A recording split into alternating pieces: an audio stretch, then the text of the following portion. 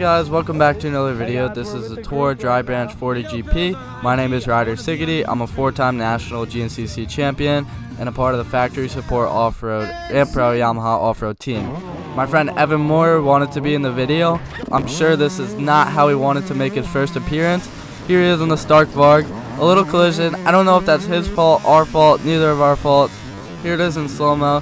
He collides with my rear tire. You see he's falling over. And then watch when he gets here. Look at his head as it hits off of Landon Wentz's foot peg. Thankfully, he was alright, but he did also stop Dom Griffith, which is another main competitor in this race.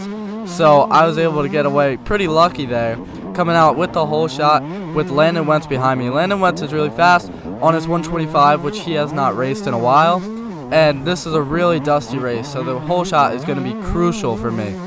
I know they tried their best to water it. I'll get into that a little more later, but they used a ton of water trying to water this place down. But it's a track in the woods. You can only do so much, and it's just, I was so thankful right now for this whole shot.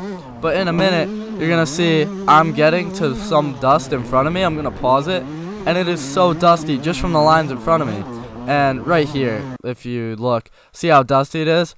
And there's only one line in front of me, by the way. It's just the Pro 125 line, which is combined with the Pro Vet, or the Pro 25 Plus line, or the A25 Plus line. And just those two combined lines, you see there's one rider there. I'm trying to make my way up through them now. I don't pass everyone in the line, but I do pass a lot of people, and it is a problem with the dust. So I can't imagine what it was like getting a bad start for some people, because just making, like, these people will let me go because they kind of know who I am. They know that I'm not in their class. But imagine having to pass a bunch of people in your class that are almost as fast as you. With all this dust, trying to keep up with them is insane. But one of the things about these tour races that with the dust is definitely a lot better than like a normal hair scramble is all the different line selection. If somebody's taking a line at one side of the track and they're making a lot of dust, you can kind of get yourself, or try to get yourself on the other side of the course. I think right here, I think I'm catching up to Hunter Stempel, and if you look, I'm trying my best to stay as far, well right now of course I'm following him because I said that, but I'm trying to stay as far, look, on the opposite side of the course I can. And at the tours you can do that with all these lines. Also, I don't know if you guys saw, don't forget to like and subscribe because a lot of work goes into putting these videos out. And it is 10 o'clock and I have school tomorrow and I'm ready for bed. So please guys, like, subscribe. And here's just some back camera of me passing him. I think the back camera came out great from this race because you can really see all the dust coming from my rear tire. It's crazy how anybody can make any passes on someone in their class with all this dust. But during this race, I don't know if you saw Dom.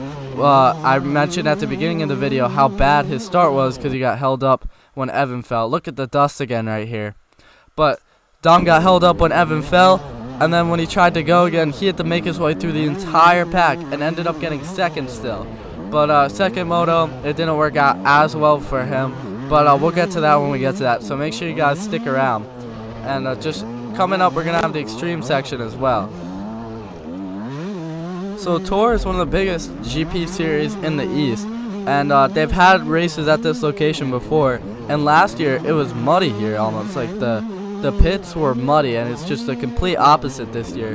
Thankfully, they were able to water it. They put down, I think, 60,000 gallons of water on the track, which is just awesome that they were able to do that.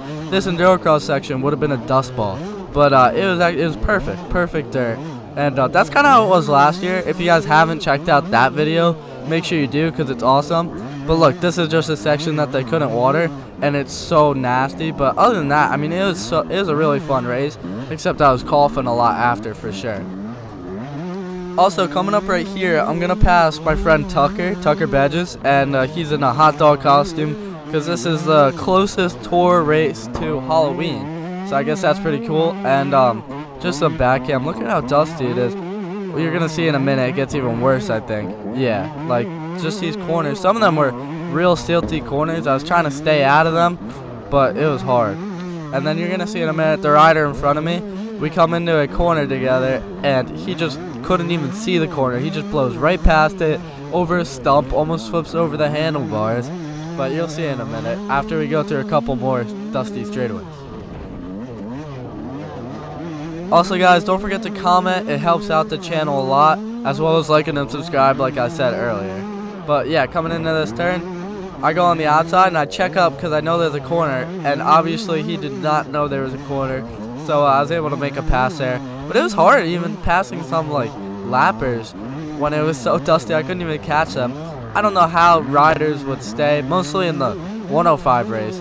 I had Michael Ruff and Dom Griffith both just right behind me the whole moto, and it's crazy that they could even ride in all that dust, and the chances they had to take is insane. But I mean, they did it and they're both fine, I guess. So a little bit about the overall for my moto. I had Ryder Lafferty and Hunter Bush coming in first and second, and then I was coming in at third for my overall, which is the combined moto results of Moto 1 and Moto 2. So that was pretty cool just to even be able to race with these big guys. Hopefully soon I'm going to get on their line and be able to race really with them. But they weren't in my class today. As far as my class results go, I was able to get two overall wins for the weekend in both my classes. So that was pretty good.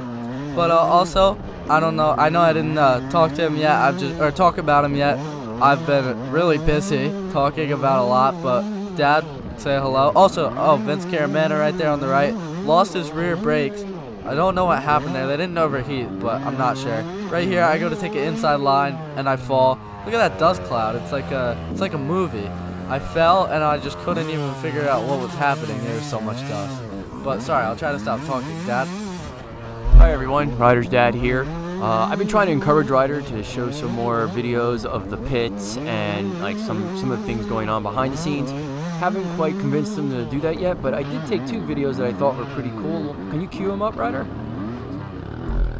So these are two cool videos that I took. One is Tegan actually watering the track. I've only seen that once before on the start only, and they actually got into the woods and got some cool video there. And this is called a smudge pot, and it runs on waste oil. And there was 20 people, in a 20-foot circle around this thing staying warm, running on waste oil.